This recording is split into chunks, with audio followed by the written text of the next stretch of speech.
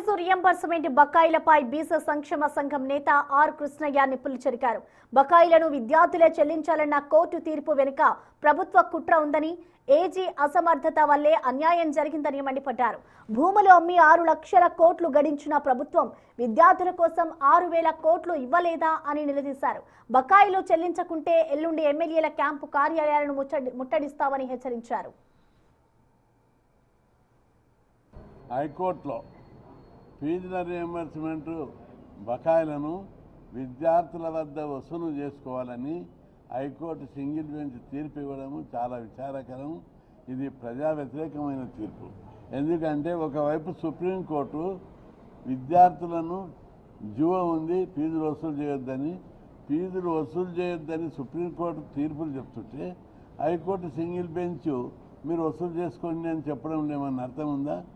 కాబట్టి దీని వెనుక ప్రభుత్వ కుట్ర, అడ్వకేట్ జనరల్ యొక్క అసమర్థుడైనటువంటి అడ్వకేట్ జనరల్ ఉండడం వల్ల, ప్రభుత్వ ప్లీడర్లు ఉండడం వల్ల ఈ విధమైనటువంటి తీర్పు రావడం, ఇది లక్షలాది బీసీల యొక్క జీవితాల లోపల దెబ్బతీసినటువంటి కుట్ర, చదువుకోకుండా చేసే కుట్ర.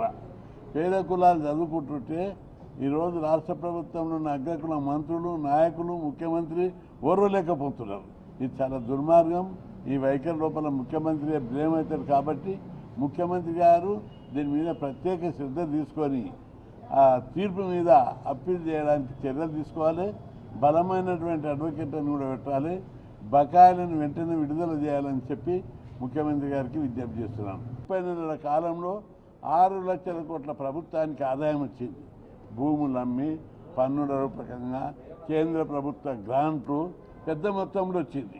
ఇంత 9,50,000 కోట్ల ఆదాయం వస్తే అందులో 6,000 కోట్లు, 1% కూడా 0.01% ఇచ్చిన మొత్తం లక్షలాది మంది విద్యార్థుల స్కాలర్షిప్లు, ఫీజులు, బకాయిలు తీరుతాయి.